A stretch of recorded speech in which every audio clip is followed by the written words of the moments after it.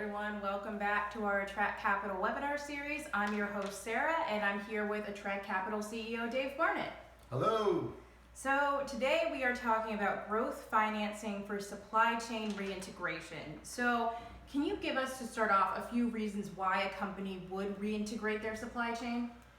Absolutely, Sarah. So a lot of companies have overly outsourced their supply chain, which means that they don't hold inventory. They have third-party logistic providers or other outsourced warehouse people manage their inventory for them. They don't make their own product. Their product gets made in China or other parts of the world. So essentially, a lot of these companies, they don't have inventory. They don't have a supply chain.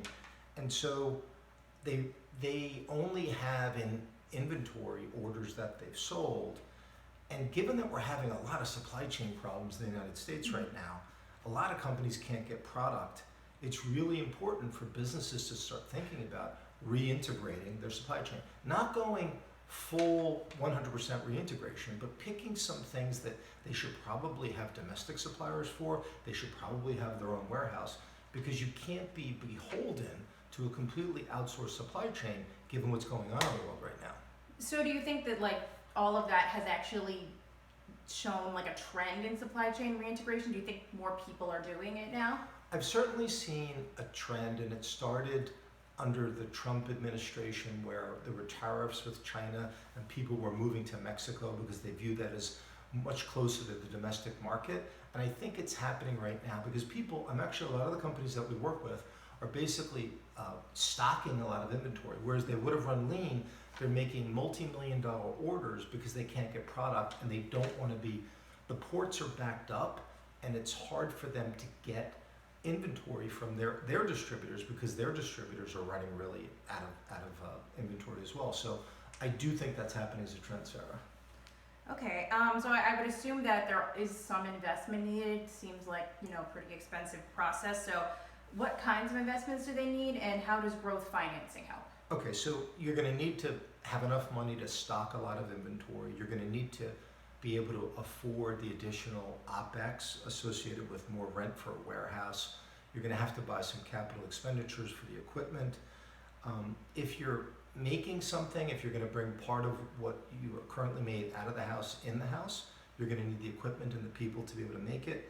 And the thing is, all these things that you're going to need to invest in are long-term strategic investments. So you need to match that with long-term strategic capital. So the growth financing that we recommend, because these are not things that are going to turn around quickly for you. So the best forms of capital for this are mezzanine financing or other cash flow loans that basically will give you a lot of money up front based upon your EBITDA and your cash flow growth, and you can pay the principal off all on the back end, which is a very powerful thing for a company. And this growth financing, this mezzanine debt, and the other cash flow structured financing, it can facilitate a major scale up, and it can give you the ability to grow your revenue to really scale, even in a choppy economic market, which we're in right now.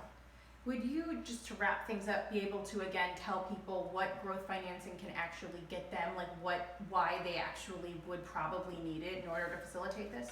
Sure. Well, because without the growth financing, it costs a lot of money to reintegrate your supply chain. Mm-hmm. So without the growth financing, you're not going to be able to do a large enough reintegration to make a difference. So growth financing is absolutely critical if you want to do a supply chain integration, because it will allow you to raise the requisite amount of capital needed to affect it. All right, well, that sounds pretty good. So we will see you in our next webinar. Thank you very much. Have a good day. Thank you.